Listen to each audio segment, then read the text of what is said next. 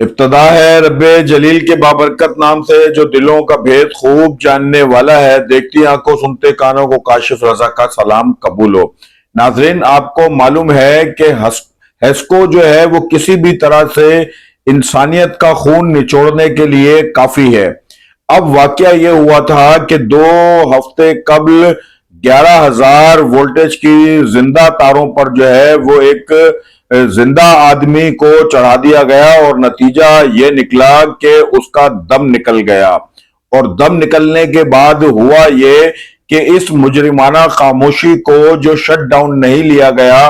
اور خون کی طرح دوڑتے ہوئے کرنٹ نے بندے کا خون ہی نچوڑ لیا، اس کے اوپر جب معاملات کی تحقیقات کا بات سامنے آئی تو ہیسکو افسران نے اس معاملے کو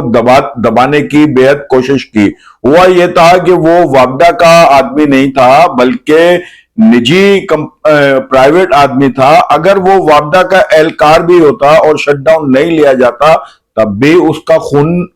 نچڑ جاتا۔ لیکن ہوا یہ ہے، اب تازہ ترین صورتحال یہ ہے، جب بہت زیادہ اس کے اوپر بات چیت ہوئی، کوئی کمیٹی بنانے کی بات ہوئی، انکوائری کرنے کی بات ہوئی،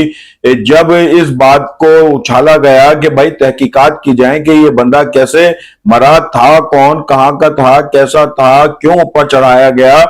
پرائیویٹ تھا یا وابڈا کا ملازم تھا، تو اس کے خون کا سودا 25 لاکھ روپے میں طے کیا گیا اور 10 لاکھ روپے کی قسط بھی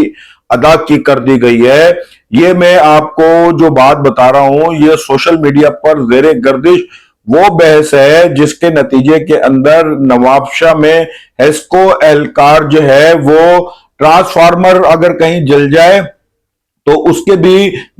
پیسے لے کر جو ہے وہ فی گھر اور یا فی دکان جو ہے جہاں پر بھی وہ ٹرانسفارمر ہوتا ہے اس کو بنوایا جاتا ہے۔ اس کی وجہ یہ ہوتی ہے کہ انکوائری نہ ہو، یعنی انکوائری ظاہر سی بات ہے، ٹرانسفارمر پھٹے گا تو اس کی انکوائری ہوگی کہ بھئی یہ کیوں پھٹا ہے،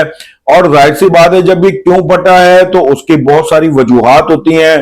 وہ سامنے آئیں گی تو پھر وہاں کا جو ذمہ دار افسر ہے وہ معطل ہوگا۔ اب اس جو زندہ تاروں پر ایک بندے کو، پرائیویٹ بندے کو چڑھایا گیا اور وہ مردہ حالت میں نیچے اترا، تو سوال یہ پیدا ہوا کہ بھائی یہ جو 25 لاکھ روپے آپ اس کو دے رہے ہو، جس کی 10 لاکھ روپے قسط آپ نے ادا کر دی ہے اور باقی 15 لاکھ روپے رہ گئے ہیں، تو اس کی وجوہات کیا ہیں؟ کیوں یہ واقعہ آپ جو ہے وہ اس طریقے سے کر رہے ہو؟ آپ